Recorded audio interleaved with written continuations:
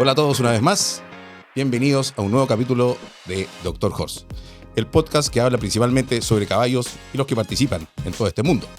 Un podcast gracias a Vet Channel y a Cagüel. Hoy día tenemos la presencia de alguien muy importante, que de hecho está en la lista desde un comienzo, y estoy muy feliz de que esté acá. Ella es médico veterinaria de la Universidad de Chile, trabaja hace mucho tiempo, principalmente en caballos de alta competencia, tanto en rodeo, como equitación, como en polo. Todos yo sé que la conocen. Con usted, la doctora María Paz Vargas. ¡Bravo! ¡Bravo! Muchas gracias por lo importantísima. Me halagas. Sin duda. Para mí una alegría, Santiago, estar aquí, ser de los primeros invitados, más halago, y que hayas pensado en mí. Muchas gracias porque a todos nos encanta hablar de caballos. Sí. No, nosotros encantadísimos. Qué bueno. La primera pregunta que generalmente hacemos, ¿por qué veterinaria? ¿Dónde salió eso de ser médico veterinario? Salió desde, yo creo que antes de aprender a hablar ya quería ser doctora de caballos. Mi vida con los caballos muy especial porque mi padre ni mi madre tenían nada que ver con caballos, pero mi padre venía viviendo de Punta Arenas, en algún minuto estuvo en Ecuador donde se conoció con mi madre y llegan a Chile, a Santiago, y a lo largo de un tiempo, yo ya tenía alrededor de 2 años, se van a vivir una parcela en Los Dominicos.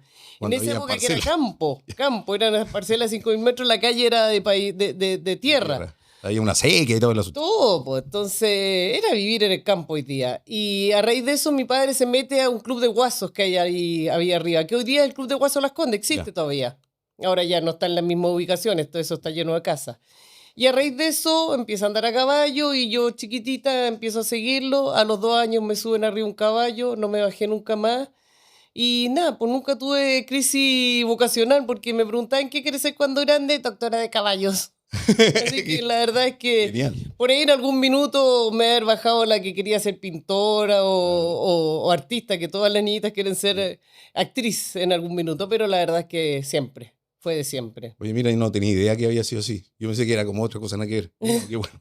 Ya, pues, entonces estudias veterinaria, te recibes de médico veterinario y empiezas al tiro a trabajar con caballos, o de repente uno empieza a culebrear así. No. Yo entro a veterinaria a la Chile, identifico rápidamente el primer día, dónde están los profesores de caballos, dónde está mi radar se activa y se localiza rápidamente los caballos. Ahí, bueno, estaba el doctor Godoy que nos hacía clase, el doctor Mario Cuña, y estaba un profesor que quise mucho, que ya partió, el doctor Rubén Maldonado. Ya, perfecto. Y Rubén Maldonado con un genio muy malo, pero me quiso, yo era divertida, andaba ahí metiendo. Eran bien enojones los veterinarios de caballos antes, parece, los más viejos. Yo alcancé a conocer al doctor Canales nomás, que era enojón, pero... Era muy enojón. Como que de esa época eran todos No, enojones. doctor Maldonado era... Veterinario de caballo, enojón. El doctor Maldonado era un plomo. Pero le caí bien. Y rápidamente empecé, entonces yo había un recreo y ahí me iba a meter a su oficina y a hurguetear y a conversarle. Así que fue fácil. Y fíjate que él estando en 3er año, yo empiezo, doctor, quiero salir a hacer práctica con usted, quiero salir. Y él me decía, no, yo ya estoy haciendo poca clínica, pero te voy a presentar un veterinario que te va a servir. No, yo quiero con usted. Pasó el tiempo y un día entro a la cafetería, que hoy día es oficina, pero esa cafetería donde que nos juntábamos todos, y veo al doctor Maldonado sentado con un hombre re guapo. Ya. Y me acerco y me dice, este es el veterinario que te quería presentar. Bueno, resultado era Manuel Valenzuela, el padre de mis hijas. Sí. Ahí comencé a hacer práctica con él. Al año me casé. Estaba en 4º año cuando ya me casé con él. Y ya andaba con él arriba del auto por todos lados. Entonces yo en realidad en 5º año ya estaba... Ya tú saliste y empezaste a trabajar en medicina. Inmediatamente, sí, porque era el ayudante de él y rápidamente empecé a trabajar sola. Nos fuimos a ir a un campo que era un criadero de caballo. Entonces yo estaba ahí a cargo del criadero. Porque el doctor Valenzuela se dedicaba a la reproducción de equinos. Exacto. Es que cuando yo lo conocí se dedicaba un poquito a todo. Ya. Y después se fue un poquito al área de reproducción. Pero al principio se dedicaba harto a la hípica, un poco a la clínica que nos dedicamos todos, a medicina deportiva. Por ahí se parte en realidad. Claro, pero tú después, bueno, partes en eso y después empiezas a trabajar en medicina deportiva y a la larga en medicina deportiva de ejemplares de alto rendimiento. Desde esa época hasta ahora, ¿qué cambios has visto tú? Mucho, me imagino. Uf. un mundo aparte. Porque ¿cómo era antes y cómo es ahora? Mira, piensa que veíamos los caballos y yo descubrí después con el doctor Néstor Aguilera, ¿te acuerdas del doctor Sí, Néstor sí. Luis Aguilera? Sí. Néstor Luis era un personaje muy especial, pero era una biblioteca andando. Y Néstor siempre cuando yo le comentaba los casos, Néstor a todo esto mucho mayor que yo, pero yo andaba siempre burgueteando, donde andaba tratando de buscar datos y cosas y averiguando y todo. Y bueno, y él me empieza a hablar de los bloqueos. Acuérdate que en esa época no existía internet, no existía, así que la información uno la buscaba en los libros. Yo fui de la parte cuando más o menos partió internet, pero era carísimo, entonces tampoco estaba a mano. Claro. Entonces había que ir a una biblioteca a ver el libro que había, que querían ver otros 60 pericos, y era terrible. Sí. Y este tipo de información ni siquiera estaba en los libros, estaba en los papers, que alguien peloteaba por ahí. Y él me empezó a hablar de los bloqueos, fíjate, y ahí me empecé a meter, bueno, esto te lo cuento para que pienses que yo recién hacía un bloqueo de pie del caballo, ni siquiera el abaxial, que es un poquito más arriba del pie, y uno decía, ¿es de arriba o de abajo? O sea, ni siquiera era capaz de diferenciar ni una anatomía, o sea, con suerte... Es de por ahí. Es de por ahí, ya sabes que no es de la paleta, porque en esa época... Entonces, eso hizo una diferencia, pero a lo que hoy día hay, estamos años luz. Claro. Y lo otro, que fíjate que el otro día lo conversaba, hoy día la medicina veterinaria en Chile no tiene nada que envidiarle a la medicina veterinaria en ninguna parte del mundo, porque hoy día con todo lo que la comunicación, hoy día estamos a la par. Existe, David tiene un resonador, ya todos andamos con equipos digitales, ya la cosa es una sola. Tú mandas hoy día caballos de clientes míos que se van a Wellington, todo esto, tú hablas con el veterinario de allá y hablas de par a par, ya no somos. En esa época, nosotros aquí andábamos con pluma y los otros allá eran otra cosa. Se hablaba de Estados Unidos, era como, wow. Claro. O sea, no habíamos pisado una clínica. Hoy día aquí claro, no están los mismos recursos, pero estamos. Hay muchas cosas muy, muy parecidas. Vamos un poquito más adelante, vamos a entrar a lo que tú podemos ver la diferencia que hay acá y a lo mejor en otros lados. ¿Cómo, después de todo esto, y aparte, medicina deportiva, qué sé yo, cómo empiezas a llegar a la equitación, al enduro, al rodeo, y no con cualquier caballo, generalmente con caballos muy importantes? ¿Cómo pasa eso? Mira, independiente de, claro, de que una cabilla la pega, etcétera, etcétera. ¿Cómo se va dando? Mira, los caballos de salto empezaron porque yo saltaba en la Católica. A raíz de que quedaba cerca de mi casa, entonces comencé a saltar en la Católica. Entonces hay un profesor de equitación que hoy día es gran amigo mío, que él creyó en mí desde el principio y empezó a pasarme caballo y cosas. Y por esas casualidades, bueno, por eso trabajé en caballos de salto. El rodeo lo conocía por Manuel y porque a mi padre siempre le gustaban los caballos de rodeo. Yo iba al Champion de Chile, entonces también me interesaban.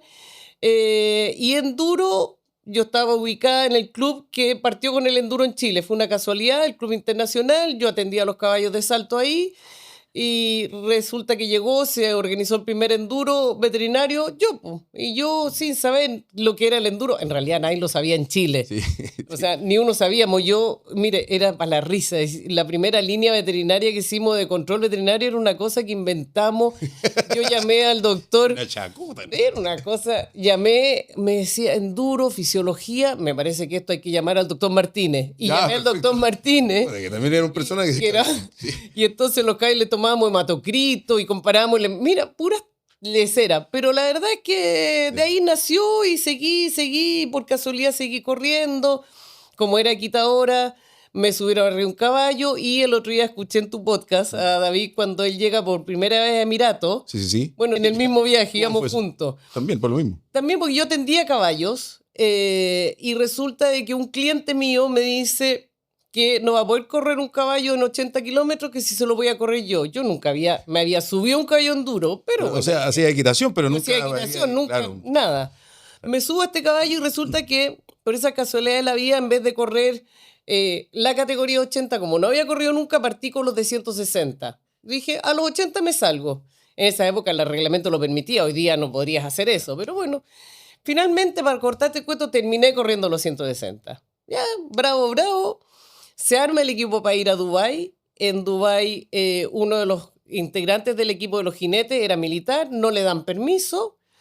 La institución no puede salir por temas de pega y queda vacante y alguien dice en el directorio, bueno, la María Paz ya estaba en el equipo porque iba a veterinaria, Pongámosla ahí. pongámosla ahí. Así que mi segunda carrera en mi vida era un mundial. Eso sí que hay que tener pata. Me acuerdo que estaba parada en la largada y yo miraba y decía, ¿qué hago aquí? ¿Qué hago aquí? Así que corrimos y en esa vez fui con David al mundial ese. Qué buena historia, no tenía idea de eso. O sea, yo sabía que participas en enduro porque había corrido el mundial la primera vez, que fue la Claro. segunda carrera de tu vida. Cosa que el reglamento lo permitía, hoy día ni una posibilidad. Oye, otra pregunta que por aquí de repente tengo. Partes con el enduro, ¿cierto? Y muy metida en el enduro, pero también en polo, también en equitación. Viéndolo como veterinario, o sea, sabemos que todas las disciplinas son distintas, las lesiones son distintas, el manejo es distinto. ¿Cuál crees tú que es más complejo dentro de los tres? Es difícil pregunta, Es pienso yo, porque difícil, sí. yo me dedico a la cirugía, pero pensándolo desde mi conocimiento de medicina como interna y qué sé yo podría haber diferencias, pero no podría establecer cuál puede ser más difícil. ¿Cuál crees tú que puede complicar un poco más? ¿O son relativamente Yo diría distintos, que pero se pueden son abordar todos muy todos? distintos, cada uno tiene su saborcito distinto y sus tips distintos. Por ejemplo, en rodeo uno no participa mucho de lo que es alimentación, de lo que es mantención, porque hay jinetes que le gusta el cabello muy gordo, otros les gusta muy flaco. En general esos se manejan bien. Pero ahí hay que leer al jinete y el jinete es bien curioso, pero por ejemplo, un jinete de rodeo te dice, sabe que el caballo no anda bien para la mano adelante. Tú lo examinas y lo encuentras absolutamente normal. Entonces a mí se me ocurrió empezar, bueno, subamos al jinete, pues a ver qué es lo que pasa. Entonces subo al jinete y entonces, bueno, finalmente bloqueas y dices, ah, parece que esto estaba molestando, que tú no lo ves en el examen clínico, pero el jinete lo detecta. Eso en enduro no existe. En enduro el tipo se sube arriba del caballo y necesita que no coge en una larga Se va distancia. mandando, claro. Ahí entras mucho más a trabajar con lo que es alimentación, con lo que es la condición física y tratando de meterte en el entrenamiento para que no te lo rompan. Porque básicamente el problema del enduro es que son muchas horas de carrera, muchas horas de entrenamiento y los caballos se Extenuante, sí. lesionan. Sí. Entonces ahí tú tienes que entrar a tratar de manejar el tema de que no se lesionen. Porque caballo lesionado es caballo fuera de la carrera. Caballo no rindiendo muy bien es caballo en la carrera más atrás, pero no es eliminado. Entonces ahí hay que manejar ese tema. En polo, yo diría que es un poquito más simplemente medicina, o sea, simplemente cojera. El polero tiene sus códigos, la alimentación también la manejan ellos, muy distinta al resto de las disciplinas. Esos caballos entrenan muy temprano, comen al mediodía, se les pone unas trompetas para que no sigan comiendo basurita. Hay una serie, se mantiene más delgado, y una serie de otras cosas que las manejan bien ellos. Es un deporte explosivo ese. Generalmente Sí, cuando sí, yo sí, opero caballos de polo, no son sí. lesiones simples, generalmente son lesiones que Sí, se es nota un como deporte donde se rompen tendones, sí. Y fracturas ahí tú vas importantes. viendo, hay jinetes más rompedores, jinetes menos rompedores, hay canchas más rompedoras, hay entrenamientos, hay tipos, equipos que apuran, hay equipos que no lo apuran. Y eso es muy bonito, fíjate, empezar como a leer cada equipo y tratar de ir a transmitírselo a los otros. ¿Te fijas? Porque una de las cosas ricas de estar con caballos de alto rendimiento es que en alguna medida esos jinetes, esos equipos son un referente.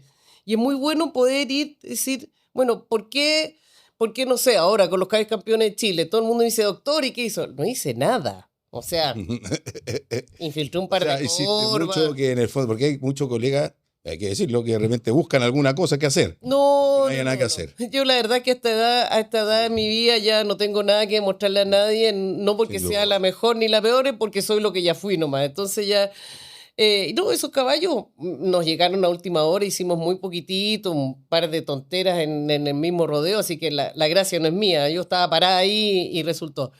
Pero, ¿qué es lo que rescato de eso? Lo ordenado del equipo, lo consciente de los jinetes, el que no se les va mira, no dejan un nudo sin atar. Entonces, eso es muy rico cuando la gente me pregunta ahí, mira, la gracia está en esto, la disciplina, el orden, Trabajo en el equipo. trabajo en equipo, el que no se arranque nada, el que está muy bien elegido el herrador. Entonces, esas son las cosas que Que son, llegan.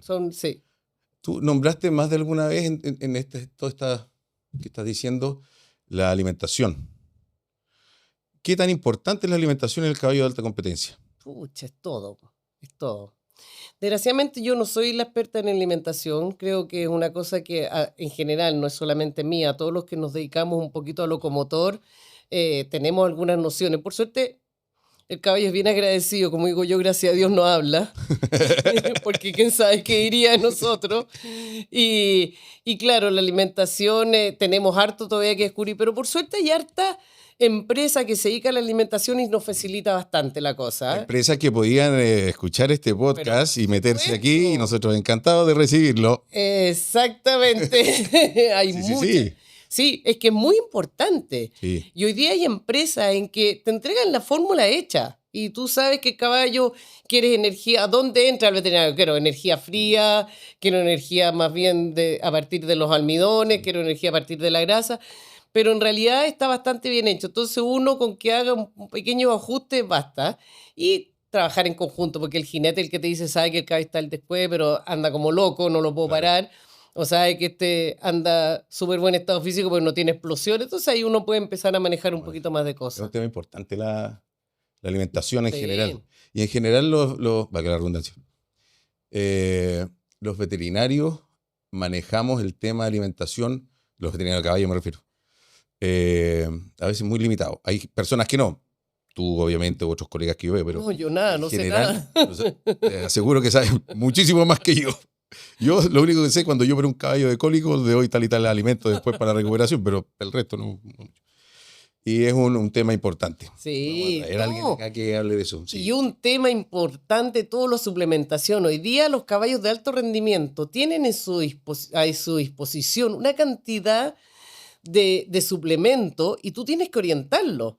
Y ahí hay que meterse en el tema o tratar de salir lo mejor parado, pero es un tema bien interesante. Hay mucha industria detrás de los caballos. Sí, también nombraste los caballos de polo y quedamos de acuerdo en que es un deporte que efectivamente es muy explosivo muchas veces. Más de alguna vez, sí o no, que hemos tenido problemas yo a veces en cirugía, tuve en la práctica diaria con problemas de heridas, cicatrizaciones. Y para eso lo mejor que tenemos es el spray de Cahuel de Drago, un spray fantástico. Y es muy bueno, yo lo he ocupado. Sí. Es muy, muy bueno, así que esto no es publicidad, de verdad que es muy bueno. No, de hecho, es muy bueno y se aplica muy fácil, en pialería se pone el spray y la recuperación es muy rápida, no es doping. Exacto. Bien, es una muy, muy buena ayuda para el manejo de heridas.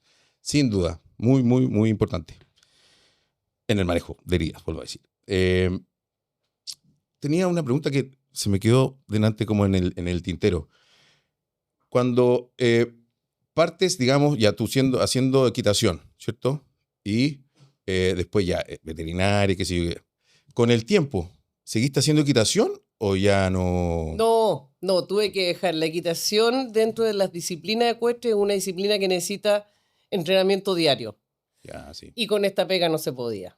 Sí, es difícil. No se puede todavía. De hecho, yo llevo muchos años diciendo me voy a retirar, voy a bajar el ritmo, y no lo logro.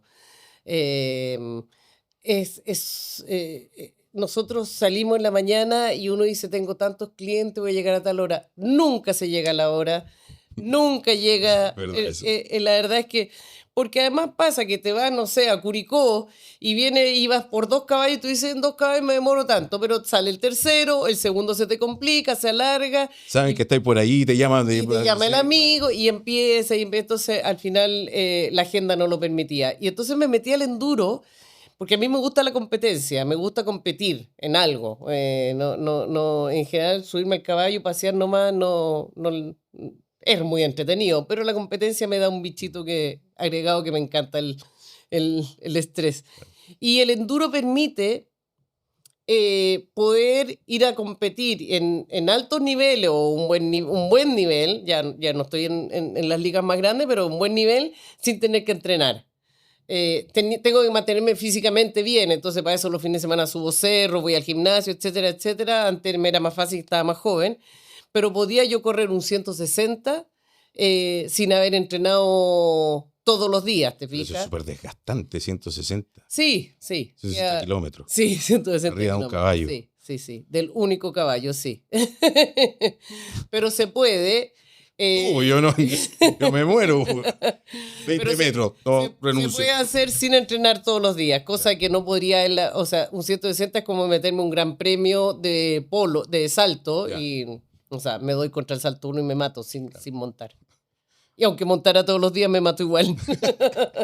Oye, una pregunta que también se le he hecho a otros colegas acá. Y, qué sé yo. Todos sabemos que es más caro como reparar que prevenir. ¿Sí o no? No sé si estás de acuerdo. Absolutamente. ¿Cuáles son las medidas que usas tú de prevención en los caballos que ves principalmente? Básicamente es tenerlos monitoreados constantemente. Los corrales más grandes y mejores que atiendo voy semanalmente y les hago un examen clínico en cada Ya. visita. Un examen clínico que implica línea recta, círculo ojalá en piso duro, en piso blando y las pruebas de flexión. Las pruebas de flexión son bastante decidoras y si un caballo me aparece con una prueba de flexión positiva, empiezo a hincarle ahí a esa patología. Y eso es una medicina preventiva muy, muy buena. O sea, el control constante. No llamar al veterinario cuando el caballo ya está cojo porque normalmente ahí ya es muy tarde. Y tú te vas dando cuenta de los resultados. Hay muchos corrales o criaderos o lugares donde atiendo que me recuerdo cuando partí la primera vez que habían de 10 caballos, 9 cojos. Y han pasado los años y tú te das cuenta que siempre tienes un problemita por ahí, por acá, pero los caballos ya están sanos. Ya. Y eso no porque yo sea tan mágica, sino que porque hacemos medicina preventiva. Y vas educando a la gente. Y el Sí, tipo se eso es muy acostumbra. importante, sí. Claro, el tipo piensa que antes el tipo montaba el caballo, estaba cojo, le ponía una fenibutazón y seguía montándolo, y seguía montando. Y cuando ya no daba más, llamaba. Hoy día los tipos tienen conciencia de que, bueno, los valores de los caballos son otros. Entonces, Claro. hoy día ya nadie está dispuesto a romper un Lamborghini. Claro. Entonces, los jinetes hoy día ya inmediatamente te avisan. El mundo cambió, la verdad es que la medicina que hacíamos en esa época preventiva y de todo punto de vista y la conciencia de los jinetes con lo que hay ahora es otro mundo, es otro Pero mundo. qué bueno. Porque, claro, yo coincido entonces plenamente. Más vale prevenir que después andar curando. Y eso es mucha educación a la persona, al cliente, al Bueno, propietario. que es a mí lo que más me gusta. A mí no hay cosa que me guste más que trabajar con ¿Dónde los más te cuesta hacer peticeros. eso? ¿En cuál disciplina? Digámoslo. En todas, fíjate, en todas. Pero me entretiene mucho enseñarle a los peticeros. Hípica tú no es. ¿Mm? Hípica no. No. Ahí te costaría mucho. Sí, ese es un mundo aparte. Son Sí. complicados los caballeros, sí. Ese es un mundo aparte, sí. No todos, pero en general. Sí, además que la medicina en la hípica, los tiempos de descanso y Es todas las todo lesiones para ayer. son muy complicados, Todo sí. para ayer. Entonces es difícil. Sí. Pero no, a mí lo que más me encanta es la relación con los cuidadores de los caballos y el enseñarle, ponte tú, de la herida. Entonces, no es que le saqué la venda para que tomara sol, no, es que esto no, las heridas no se secan, no hay que secar la herida. Entonces le explico y le hago un dibujito, me fascina. Claro. Y tú vas viendo cómo van aprendiendo y ya la próxima vez el tipo cierra la herida y ya la siguiente vez ya atinó que no tiene que llenarlo de desinfectante y sustancias irritantes, sino tiene que lavarlo con suero. Y no, es muy lindo el trabajo ese. Sí, en el fondo educar, Sí. entregar información de valor. Sí. Como la información de valor que entrega Vet Channels en todas las clínicas veterinarias de animales menores. Vet Channels es un canal que está en las mejores clínicas veterinarias. Entrega información de valor, entretenimiento en el momento de espera mientras estás con tu mascota. Vet Channel, espera entretenida. Si usted va a una clínica y no tiene Vet Channel, ya lo hemos dicho, no entre. Tiene que tener el logo de Channel, ahí entra. Hacemos eso. Déjate quedar el dato de Channel porque yo hago esperar tanto a mis clientes que les voy a decir en qué tienen que esperarme. Vea este canal, por favor. Ve este canal, ahí se va a entretener. Muy bueno, es muy bueno Vet Channel. Con todo lo que hemos hablado, y tú que has podido viajar afuera acompañando delegaciones de distintas disciplinas ecuestres, has visto otras cosas, así, y que ya has dicho que hemos evolucionado bastante. ¿Qué modelo crees tú que más o menos deberíamos copiar de cómo se maneja la medicina equina en general? Un modelo así aterrizado a Chile, un modelo así como, no sé, vuélate, como Estados Unidos, aterrizado para acá, como Brasil acá, como Argentina, como qué. O estamos impeque y vamos andando como Yo estamos. fíjate que siento que hoy día, por ejemplo, tú vas a las clínicas que ya están funcionando como la de la UNAP, Mm, vas a una clínica Las Troyas de Ayparra, vas a Equestrian del doctor Dorner. Dorner. Y tú te das cuenta que no tenemos mucho que envidiarle. Funcionan bastante Qué parecido. rico. Sí, Me encanta. es que Sí. eso es muy bonito. Yo la otra vez le decía, y lo escuché el otro día en el podcast que hablaste con David, yo creo que hay dos hitos importantes de la medicina veterinaria en Chile. El primer hito fue la llegada de David Parra. Mm. David transformó la medicina veterinaria, nos sacó las vendas a los ojos, nos dijo, estamos en Sudamérica, pero no estamos, es el poto del mundo, pero no es inaccesible, y nos dijo todo es posible. Y nos abrió un panorama que la verdad es que los viejos que estábamos aquí no nos habíamos dado cuenta. Y le inyectó al sistema un montón de conocimientos y cursos y la gente empezó a aprender y yo creo que ahí hubo un gran cambio. Y eso hizo que hoy día no estemos tan en pelota comparado con hace 20, 30 años. Y el otro gran hito creo que ha sido la formación de alumnos que hace la UNAP. A mí me ha sorprendido hoy día mandar Ese hospital docente. ese hospital Sí, docente. sí, sí. Es que lo encuentro, es un hospital que forma alumnos. Hoy día los cabros de la UNAP que salen, yo los mando a cualquier cólico. Salen bien preparados. Y salen, sí, es verdad. los cabros que hacen el internado y salen con una preparación impresionante. O sea, tú los mandas a un cólico y hablan un buen idioma, refieren cuando hay que referir. La verdad es que provocó una salida de cabros de otra calidad. Independiente de qué universidad venían, porque Claro. tú ves que en la UNAP el internado reciben Claro, cabros de el programa internado viene de la universidad que venga. de claro. todos lados. Y hay cabros de la Chile, cabros de todos lados. Y tú lo ves que salen muy bien preparados. Y eso me da me da hoy día una sensación de que ya no tenemos una gran diferencia. Tú hoy día vas a una clínica claro, el tamaño puede ser distinto, la unidad de laboratorio podrá ser distinto, pero el concepto es exactamente el mismo. Qué bueno. Así que creo que estamos en muy buen pie. Y ya como terminando. ¡Uy, qué fe! ¡Qué Sí, bombe! se hizo Sigamos, se está hizo súper entretenido. tranquila. Siempre hay un capítulo 1 con alguien, después 2 y así tenemos para Ya. hacer mucho capítulo. Pero para ir terminando y agarrando más o menos el tema que tú estás diciendo y que también siempre lo preguntamos. Porque tú eres referente, sin duda. Oh, Hay muchos gracias. colegas jóvenes o colegas que están que saben. Uno dice, la doctora María Paz Vargas. Ah, sí, la del enduro. Dicen, ah, sí, la de los rodeos. ¿Qué le dirías a un colega joven que ahora está saliendo, que está recién titulado, que sabemos que la empleabilidad en caballo es un poco lenta, pero existe, que hay que estar ahí? Pero ¿qué le dirías a un colega joven que ahora está saliendo y que se quiere dedicar a lo tuyo? A la medicina interna, medicina deportiva de caballos de alto rendimiento. Mira, lo que siempre les digo a todos los cabros, primero que nada, lo primero tiene que saber fisiología. Fisiología y fisiopatología. El que no sabe fisiología y fisiopatología, que vuelva a la universidad y vuelva a estudiar. Me encanta. Porque el resto todo se aprende. Claro. O sea, la anatomía la repasas, la aprendes, la farmacología, pero la fisiología y la fisiopatología son la base de todo. Tú puedes, hay una patología que no la has visto nunca, que nadie te la habló, que no existe, y si tú tienes una buena base vas a tomar un buen camino. Segundo, hoy día hay una cosa que rescato del pasado. Yo, gracias a Dios, no soy como esos viejos que todo en el pasado era mejor. No, yo creo que todo en el pasado era mucho. Pero hay una cosa que rescato del pasado. Nosotros, y eso te pasó a ti, a todo, tú eres más joven, pero también... Me veo más joven, pero tengo bien. No, estoy muy bien cuidado. Pero más viejo que yo, ni a palo. Yo soy de las viejas que va quedando. Es que nosotros teníamos un referente. Y teníamos un respeto tremendo por un maestro o un referente y no nos atrevíamos a meter las manos sin antes preguntarle. Y si las metíamos, le íbamos a preguntar si lo que habíamos hecho estaba bien. Hoy día hay un tema que salen cabros con equipos de rayo y con ecógrafo y la verdad es que no tienen un referente, saben con lo que salieron de la universidad y se ponen a hacer cosas que no son tan adecuadas. No, derechamente debe hacer cosas muy mal. Digo. Exacto. Entonces, yo siempre les digo, péguense a alguien. Busquen a quien a ustedes les parezca el más simpático, el más pesado, el que tiene el mejor horario puntual. No, da lo mismo. Péguense a alguien en quien confíen y síganle las huellas y que sea su referente.